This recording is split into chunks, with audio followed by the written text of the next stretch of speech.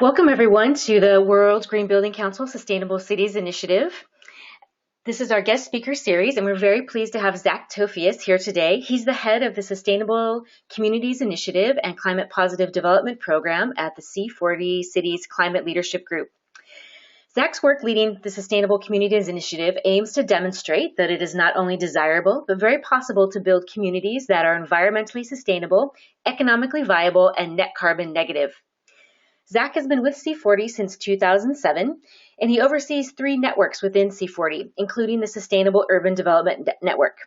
World GBC has a formal partnership with the Sustainable Urban Development Network that has formed the basis of our Sustainable Cities Initiative.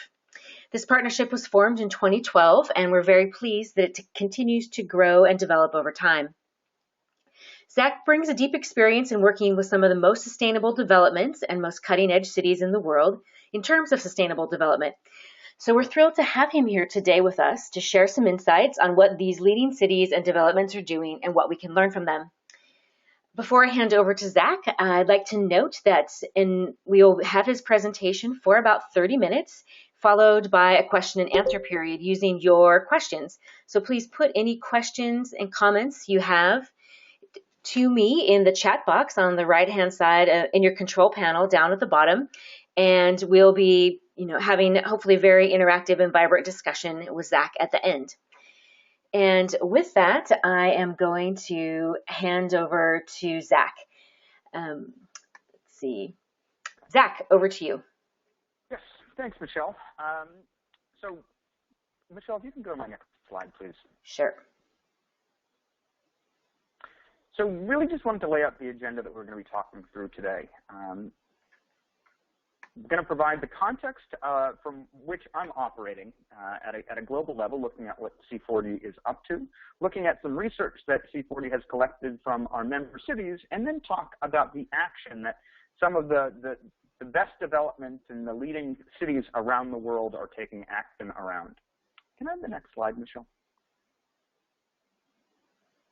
So just to put it into context, for those of you that aren't familiar with C40, C40 is a network of some of the world's largest, most influential cities working towards their sustainability goal. It's made up of 75 member cities. The C40 number is just confusing. But this was an organization that was started in 2005 by Mayor Ken Livingston and expanded under the recent leadership of Mayor Michael Bloomberg. It's currently chaired by the mayor of Rio de Janeiro, Eduardo Paes. And there are 75 cities from around the world. Next slide, please. These 75 cities represent an outsized impact. And so the opportunity to work with these leading cities to actually make a big impact is enormous. These 75 cities and their metro areas represent around 500 million people and 25% of global GDP. So the opportunity to really take action and change behavior is enormous. Next slide, please.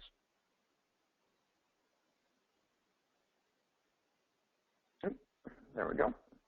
So the context that we're operating in, that I'm operating in as the head of the Sustainable Communities Initiative, is that more than 50% of the world's population, of the world's citizens, lives in cities. And that is on a pace that's accelerating. In particular, some areas are going to be experiencing extremely high urbanization. In China, they're talking about 300 to 400 million people urbanizing in the next 20 years. They really need solutions. And in India, too, there's rapid urbanization.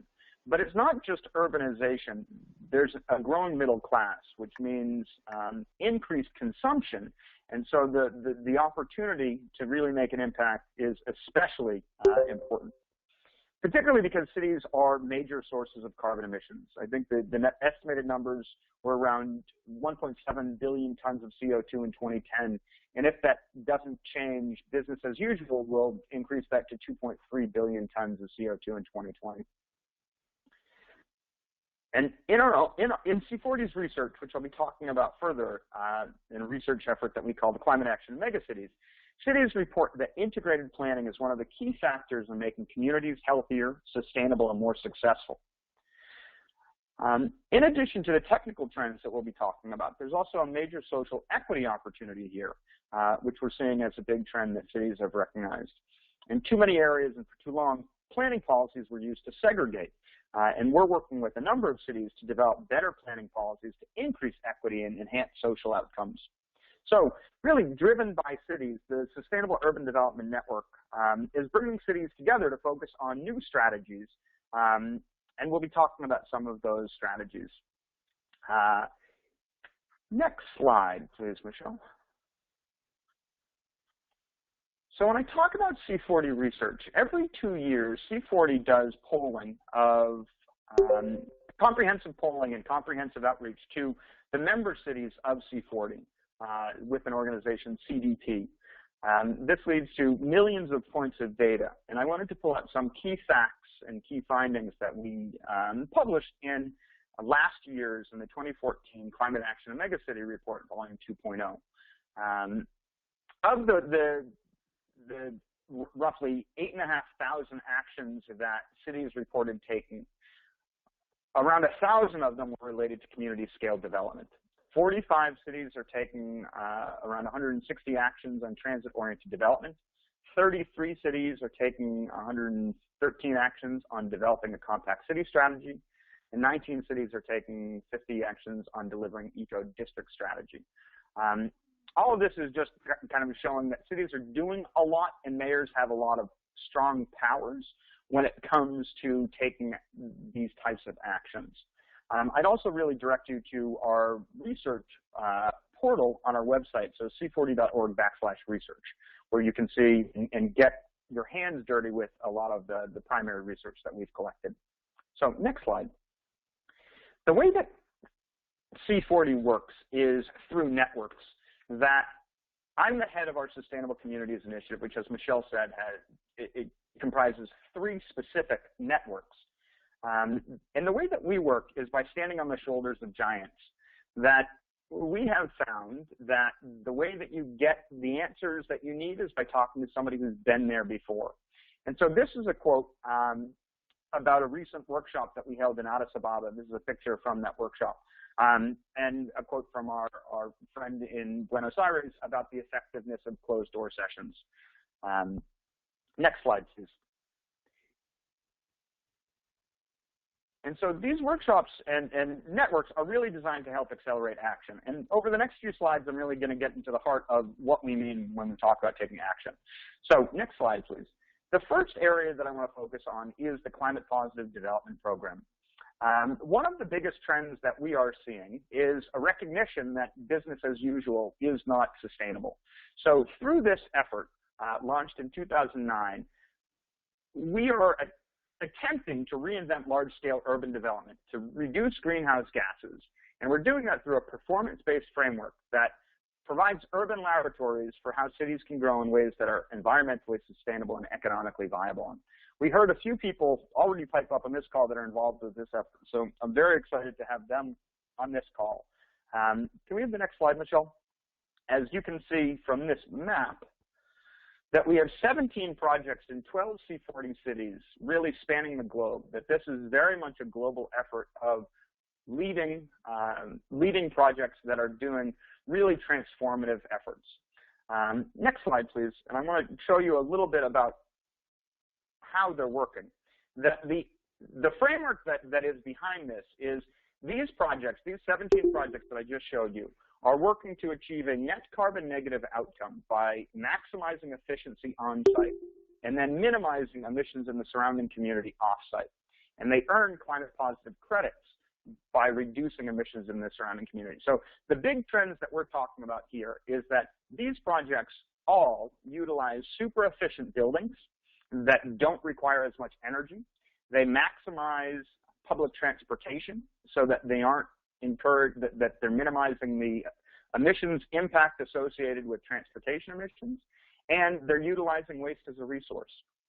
And then they're expanding that impact. So not only do they have amazing projects, they're also expanding the impact by reducing emissions in the surrounding community. So they're providing heat networks to the surrounding community. They're providing better access to transportation. In some cases, they're providing renewable energy sources to the community, or providing access to more efficient lighting that wasn't available before. Can I have the next slide, please? And what this slide is really just showing is that it is very much a journey to achieve a climate positive outcome. That there are the way that the framework is designed is that it recognizes the 4 key stages on the path to achieving a climate positive outcome. Because all of these projects that we're working with are so big and really serve as urban laboratories, we designed an effort that allowed them to share information along the way so that we could learn at each step of their progress what they were doing, so that cities and other developers could learn the special sauce that they were utilizing. Now, the effort here is really designed to encourage very locally relevant solutions. This is not prescriptive. So when a project is accepted, they're accepted as a candidate. When they have completed their detailed plans, their climate positive roadmap, they're recognized for a climate positive participant. And we have 5 projects around the world that have achieved that recognition right now. As they actually begin implementing the roadmap, we have a designation that learns from the actual implementation and hears what is actually happening along the path to ultimately achieving climate positive, where they are operationally net carbon negative. So if I can have the next slide, please. The first project that I wanted to highlight is the Barangaroo project in Sydney, Australia. It's one of Australia's largest regeneration efforts. It's 22 hectares being developed in 3 phases. The Barangaroo South, which is the really dense development on the far right of the slide, is a commercial district being developed by Lendlease. And they have completed a climate positive roadmap and are recognized as a climate positive participant. Now, a few of the trends that I wanted to highlight here, because their plan includes some really amazing energy efficiency efforts and climate change adaptation in the design. They've got on-site renewables and low-carbon energy strategies. They're making investments in off-site renewable energy generation. The site is highly connected to transportation, to existing transportation, and they have developed additional green travel plans and public transportation efforts. And it's going to be zero waste, that they've got sustainable consumption and waste minimization and education initiatives. They've got a centralized waste storage and collection to make it easier to segregate and maximize waste recovery, and they're targeting over an 80% diversion from landfill. They're also going to be water positive, which is a huge issue in Australia and becoming an even bigger issue in the United States, and with recycling water in rainwater harvesting. But I think that the piece that I wanted to pull out here, because I think that it's particularly innovative, is that as part of this commitment to achieving climate positive, they are actually implementing green leases so that each tenant will have some skin in the game in achieving these climate positive goals. And to enable this effort, they have an eco-concierge that will be on site to assist each tenant in actually achieving what the green leases are spelling out and what the low carbon aspirations are. Can I have the next slide, please? Our next project is in central London, the Elephant and Castle project, the Elephant Park project. The trend that I wanted to just highlight here from this image is the green roofs, but that's really just the tip of the iceberg. One of the trends that we're seeing here is not only are there very, very deep sustainability embedded in the project, but also in engaging citizens in the project by having very visible efforts as well. So there are roughly 2,500 homes that are going to be in this development. It's a mixed use, a mix of uses: homes, shops, businesses, and social spaces. There's a really great effort on jobs and training targeted at local populations. They are very much promoting the utilization of sustainable modes of transportation with a street-based environment, as they refer to it. It's going to be home to one of the biggest new parks in London, so an emphasis on green space and trees. with those really strong sustainability component, infrastructure components around district combined heat and power and communal heating networks. And as the project is being built out, there are a lot of really great interim uses. So the Elephant and Castle project is one of our 5 projects, along with the Barangaroo project, that have both completed their climate positive roadmaps. And both, in fact, are being developed by Lendlease and are really driving a number of really impressive sustainability efforts that we are really learning a lot from and are really having an impact in both London and in Sydney. Can I have the next slide, please, Michelle? So the next slide is a picture of the Stockholm Royal Seaport. In this effort, this climate positive project, we're seeing a transformation of a working port. And at completion, it's going to be home and workspace for roughly 30,000 people. And the trend that we're seeing in this project, in addition to it being climate positive, so maximizing the energy efficiency in the buildings, utilizing low carbon transportation, maximizing waste as a resource, the trend that I wanted to highlight here is really around smart technology. The term smart is a trend that we're seeing bandied about. There's not necessarily a 100% agreement on what smart means, but in this case, what we're seeing is that they are implementing smart grid efforts, as well as really engaging citizenry in efforts to drive innovation and smart technology. So using this as a test bed for implementing a lot of integration in terms of development. Can I have the next slide, please?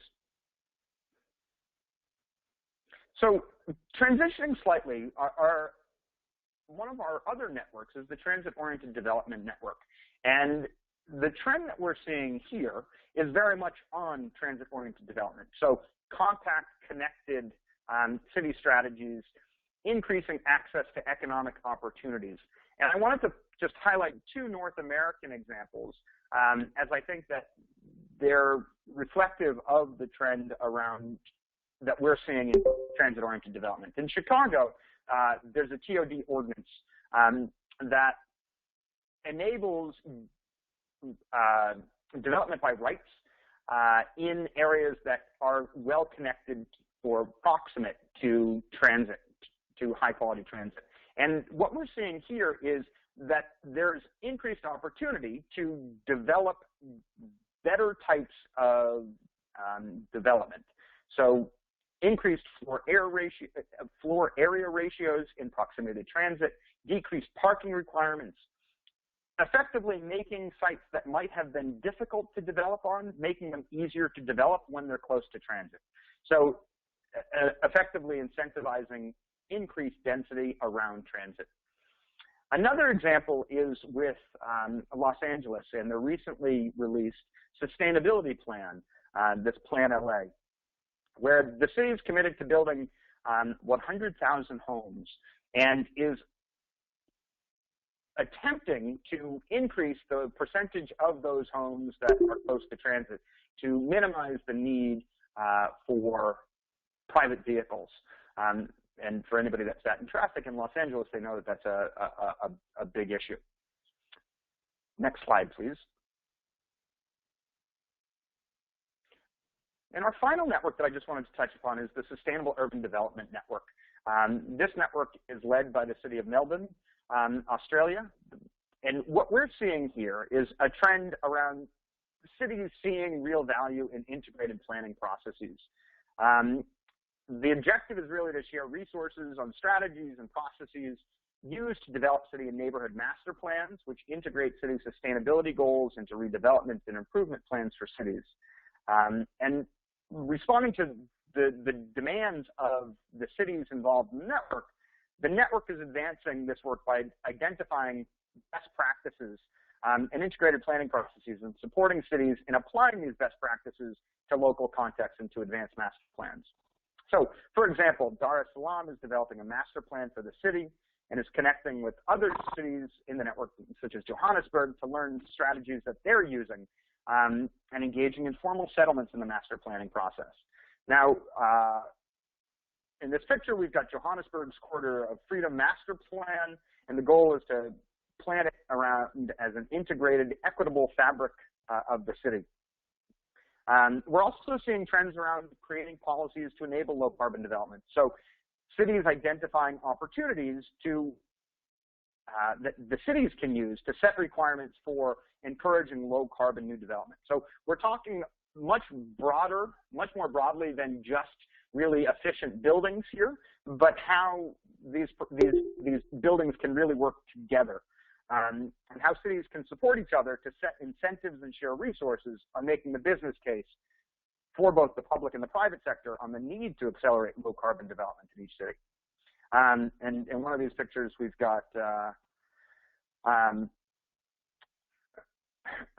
think that I missed a slide here. Can we skip to the next slide? Because I've got a picture of, yeah. So this is the picture of, the picture at the bottom is a picture of Heidelberg, who's developing a zero carbon neighborhood as a pilot project to show developers, residents in the city that ambitious low carbon goals are obtainable. And the top picture there, sorry, I misidentified it, is the Johannesburg Quarter of Freedom project. Can we skip to the next slide?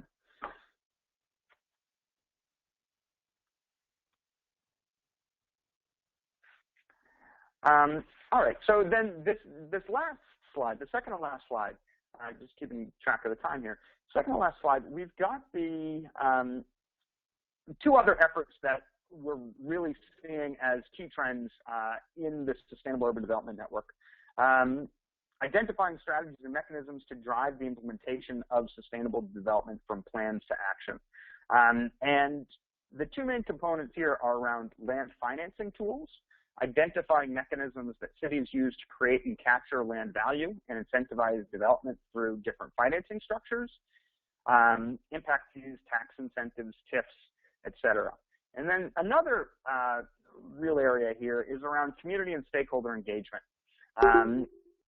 where cities are seeing a real opportunity to engage their citizens and learn strategies that can be used to drive better implementation and more quickly achieving city sustainability goals.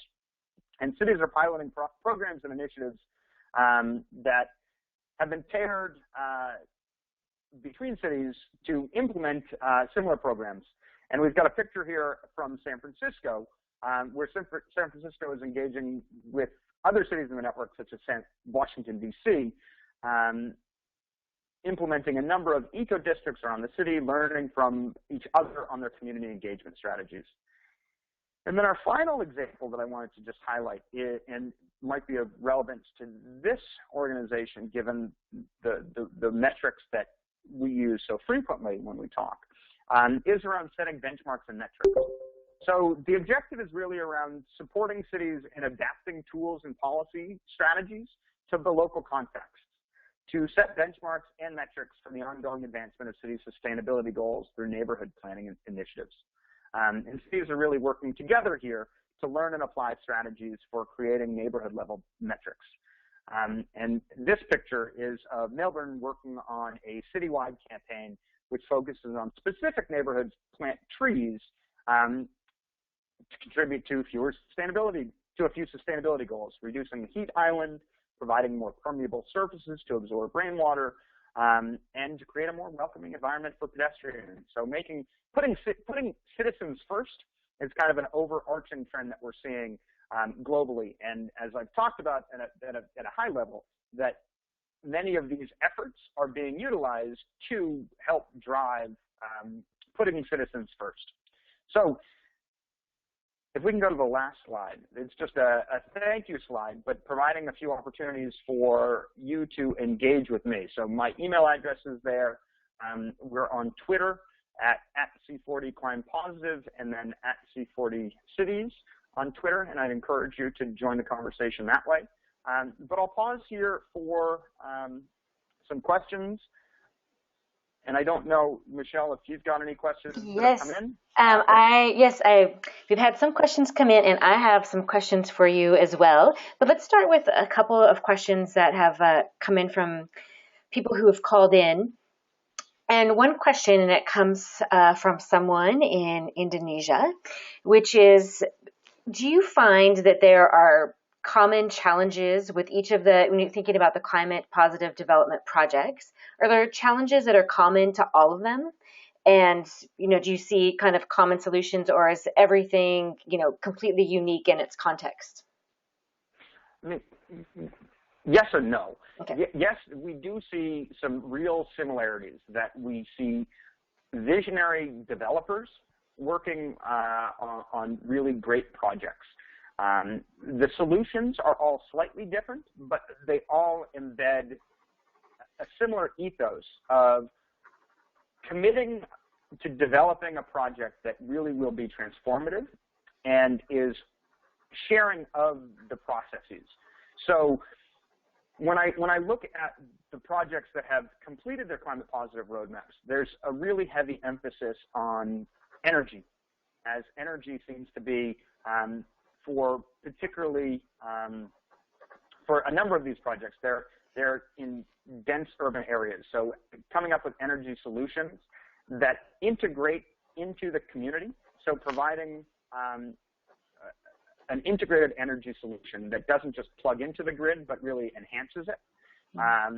Utilizing low carbon transportation, so building in transit connected areas to begin with, is a component that these projects have undertaken.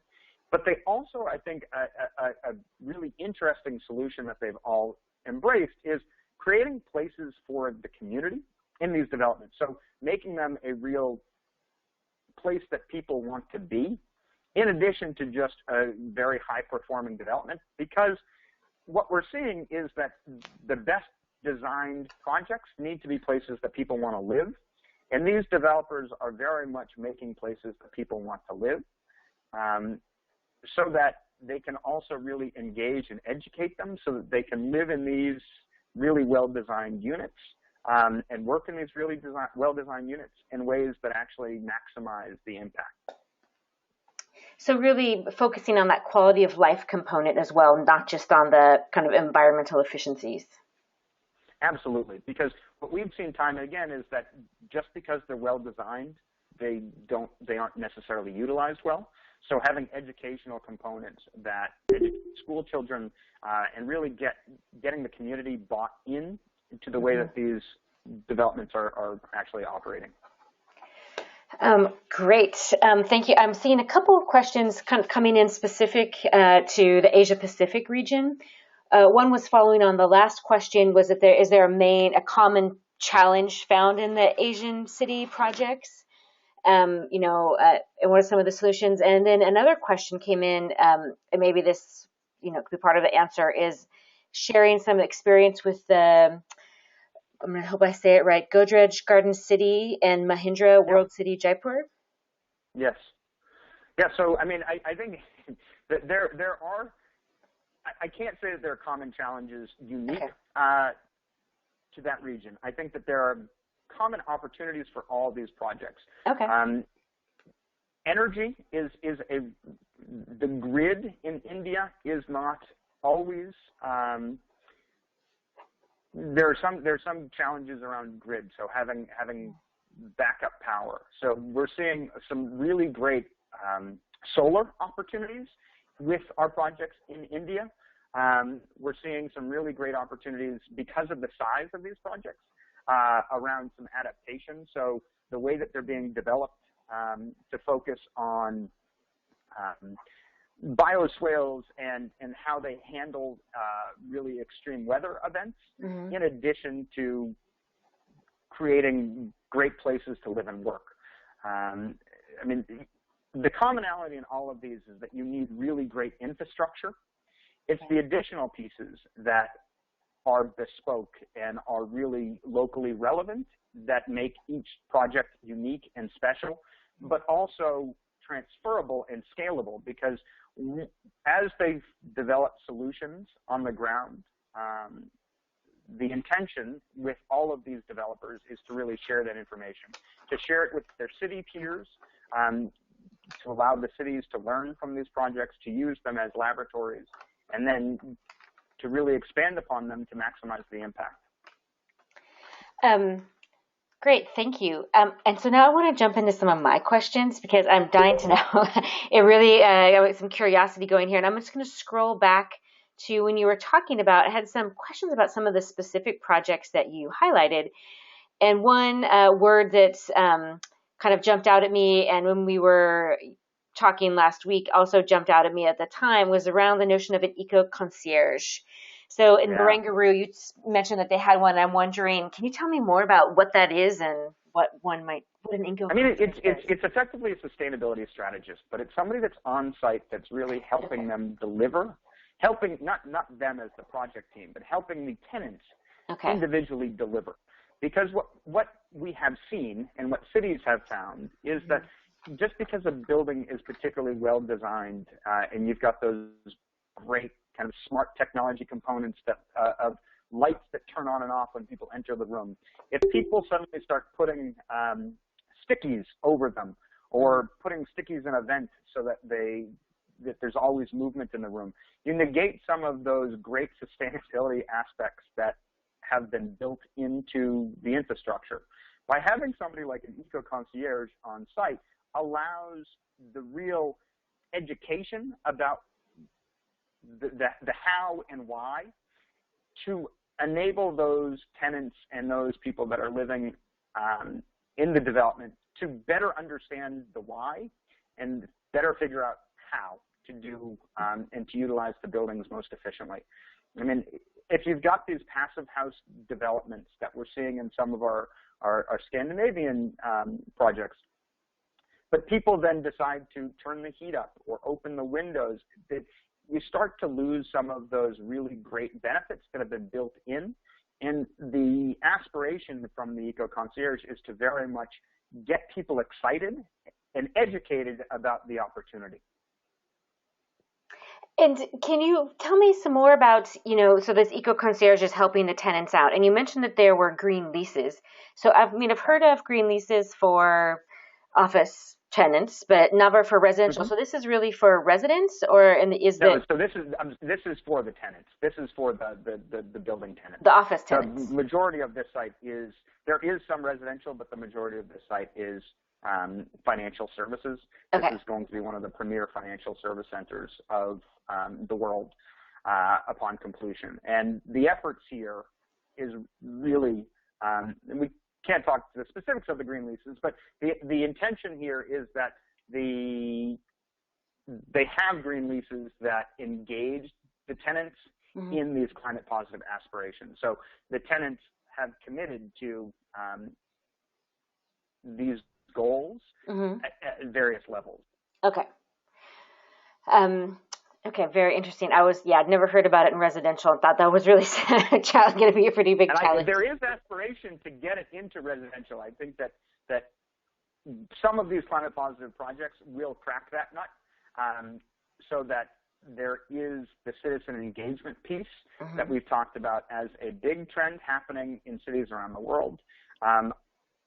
It is being seen as an opportunity, as a way to engage with citizens. I think that the opportunity is really in understanding what kind of green leases residential tenants are willing to consider. It seems to be easier with the commercial tenants.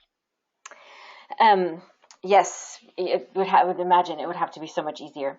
I'm going to shift gears and address there's some questions coming in around the ever popular topic of financing and money. Yeah. And would you say, and this kind of answers another question I had. My question was around, what's the relationship between some of these developments, the cities, and does the city policy enable the success of some of these, or some of the features that we're seeing? I was thinking, so it's actually really a two-part question. Well, I just noticed in the green roofs, I noticed the last time I was in London, I was at some viewing tower in a tall high-rise building, and a friend who works in the property industry was pointing out to me all the green roofs that were all over London and how it was hugely in demand right now. Is that a city policy? So is city policy driving some of these design features, or is it really the initiative of the developer?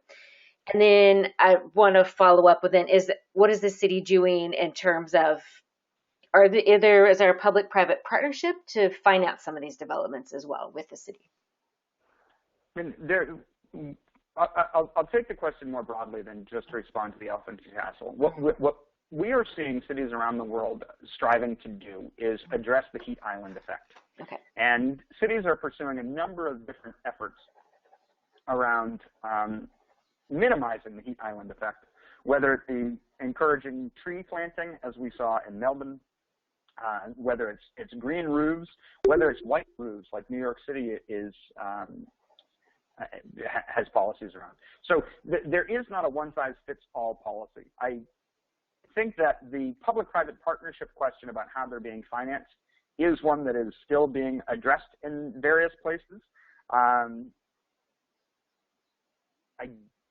I think that we have seen very strongly that cities are extremely interested in minimizing the heat island effect and are pursuing every effort that they can to do so in a financially viable way. Mm-hmm. And we have one of my colleagues is working on, is running a network focused specifically on this issue. So if there are more detailed questions around existing city policies in different cities, mm-hmm. I can certainly field questions on that and connect people in. What we are seeing with climate positive projects in particular is that in many cases, developers are ahead of city policy. Okay. And the aspiration from both developer and city is that when the business case can be made, the city policy will catch up. And what we're seeing with many of our climate positive projects is that they are quite a bit further ahead from where city policy is, and cities are really keen to learn how they're doing it so that they can then make this a policy. And would you say for them, when there's infrastructure demands, is that the private sector then is doing the kind of investment in some of the infrastructure for some of these, as it relates, say, I don't know, maybe to grid or any kind of infrastructure? Yeah, and it's a mixed bag, and this is the beauty of having projects from around the world. In many cases, it is the private sector that's absolutely making the investment. Mm-hmm. In other cases, it's a public-private partnership. And in other cases, particularly where the city might own much of the land, it's the city making the investments. So we've got a nice seat to view how this is being done with a variety of different models. I think that we're seeing more of private sector making investments or in public-private partnerships because cities aren't in a position to make these types of investments, but cities are carefully watching, trying to figure out how they can follow on and make similar types of investments to really raise the impact so that they can lock in good behavior versus just keep putting money into infrastructure that isn't leading edge. Great. Thank you for that. I'm getting so many questions. It's so great. And it's hard to choose what to ask. I'm just going to jump around, so we're not going to common thread here. But one I think that you could probably answer pretty readily is, does C40 have plans to develop benchmarks and metrics to start rating cities? To start rating cities? Mm-hmm. That's the question. So you're never going to see C40 rate a city because like a parent, you love all your children equally. But what you will be seeing more of, and this is where I was talking about in the climate action megacities, C40 with the ethos from Mayor Bloomberg of if you can't measure it, you can't manage it, mm-hmm. has a very strong emphasis on encouraging cities to have a very clear and transparent reporting of their greenhouse gas emissions. Leading up to the Paris COP conversations, mm-hmm. You're going to see an increased emphasis on the Global Compact, the GPC, which is trying to get all cities to report information in a standardized way. So while you're not going to see C40 in a position rating cities, you will see C40 cities reporting much more consistently. That being said, a very large majority of our cities already do report. on their carbon emissions through the CDP questionnaire that is done every 2 years. Okay, thank you. That's was interesting. One question that I had was just on the theme of metrics, do you see most of the climate positive developments using rating tools, local or international rating tools in their process or as a way for market credibility? Do you see, is that common for them to use some kind of neighborhood or district rating system? Absolutely.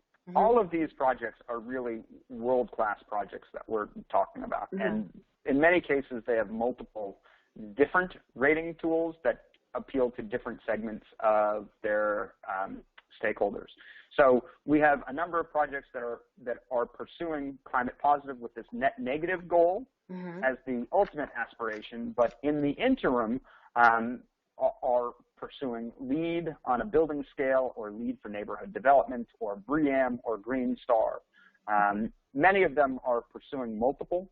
I think it's just symptomatic and significant to show how committed they are to sustainability, that they're able to achieve and pursue multiple different recognitions and metrics, because to achieve climate positive, they are achieving just with different reporting requirements, almost all of these other beings as well. Yeah, by the nature of being climate positive.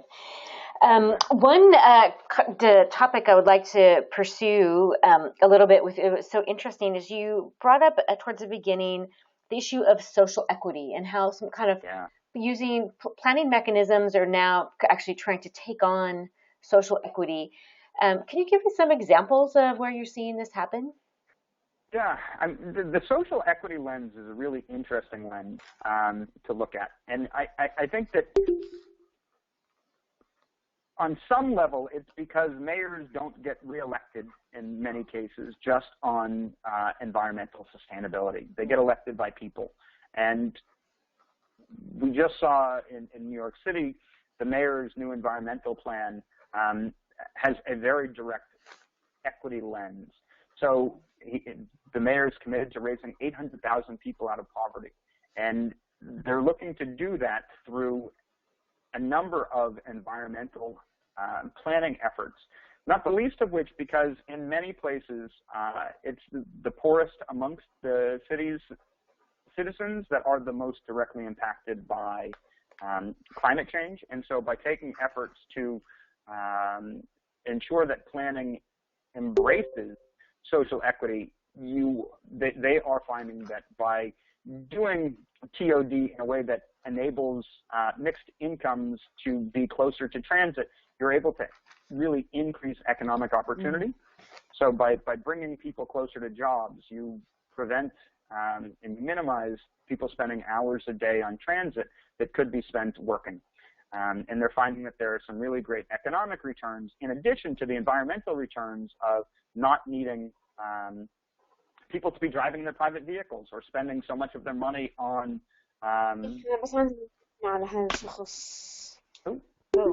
spending so much of their income on less sustainable transportation means.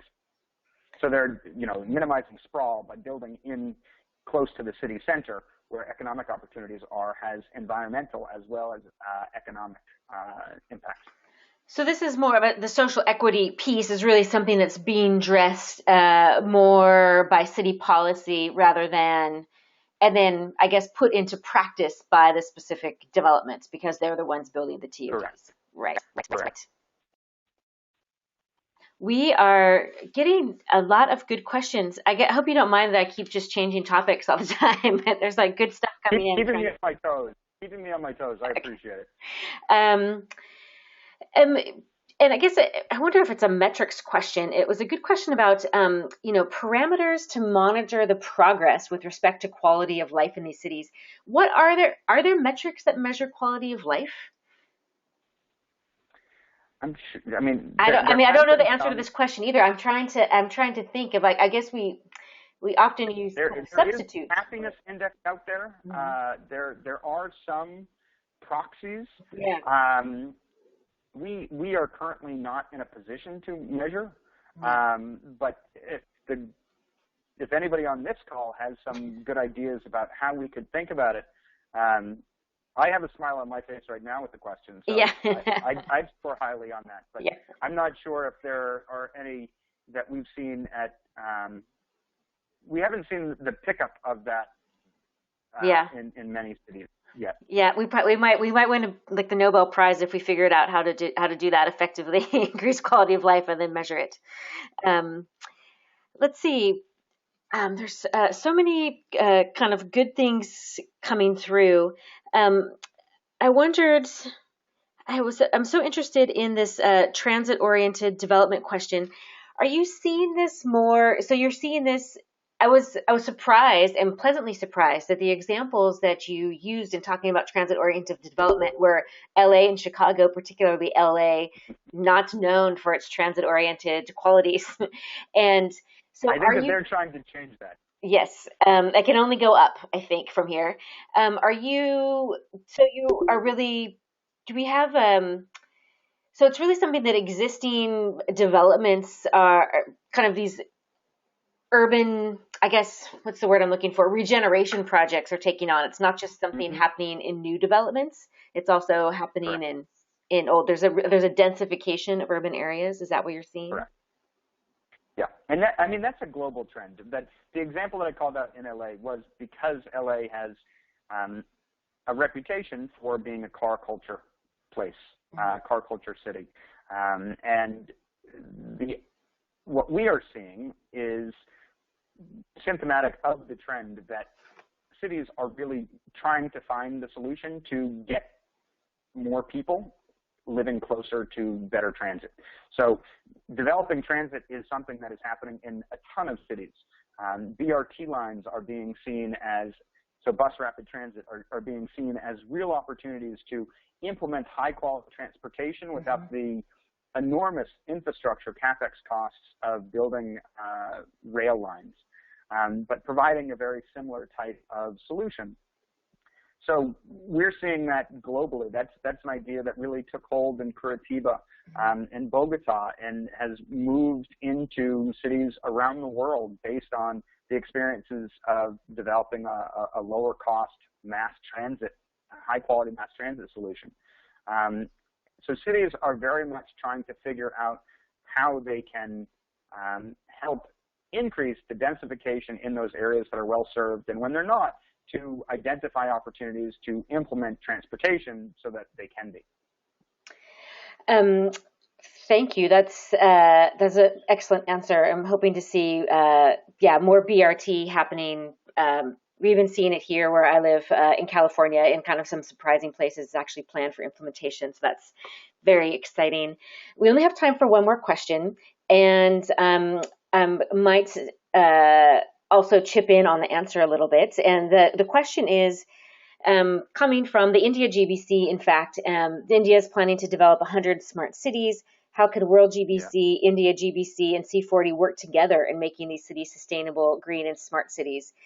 Do you have any thoughts on how we might work together? And then I'll chip in some of mine as well. Well, the simple answer of how we can help, and we're plugged into this already. So we have 3 current cities that are members of C40 in India: Mumbai, Delhi, and Jaipur. And we have a regional director on the ground who's very much plugged into this effort. The opportunity, first, once we define what smart means in the Indian context, is then sharing the best practices from cities and these development projects that we've got on the screen right now to show what is possible, and then to help connect those people that are doing with those city officials that are trying to figure out the what. C40 Cities can help show the how, and by doing it not in a recorded call that's publicly available, but by doing it behind closed doors to actually talk about the brass tacks of what needs to be done, there's a great opportunity to really share some best practices from around the world with our friends in India. But Michelle, I'm sure you've got a GBC answer that you could chip in. Well, yes, of course. I want to, just so everyone on the call is aware, we've got this formal partnership with C40 that and active, I would say. So the Sustainable Cities Initiative is an initiative of the World GBC, and all GBCs around the world are welcome to participate in it. It's open to everyone. And we tackle a lot of these same issues. And we work with C40 to help bring resources and information to cities that are working on specific topics, and we work on projects together. And I'll use this opportunity, in fact, to promote an upcoming event that we have that C40 will also be participating in, which is our Green City Study Tour to Vancouver, coming up in June. You can find information about it on the worldgbc.org website. And we're going to be looking at some best practices, and a lot of the things that Zach has been talking about today. We'll be touring green buildings and green districts, looking at district energy systems. We've got a half-day workshop with the City of Vancouver to talk about their policies and how their policies, both the green building policies and planning policies, can support these kind of developments. And we have some workshops planned for the members of the tour, including one on financing and talking about paying for infrastructure, et cetera, and what's attractive to financiers, and followed up by some walking tours of urban regeneration programs. So thank you for letting me shamelessly promote that upcoming tour to all of you on the call. I very much encourage you to join. It is open to everyone.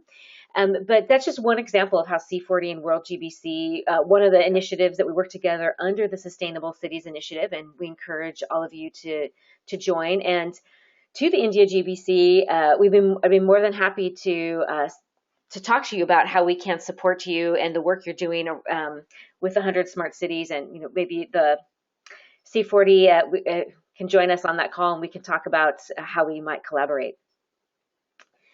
With that, I'm going to wrap up. We are now out of time. Thank you so much, Zach. That was a very interesting, super interesting presentation. Got lots of juicy facts in there. And for those of you who have some colleagues or friends who would like to listen to this conversation, the recording will be available on our website and available to everyone, and please feel free to share. So thank you, and speak to you all again soon.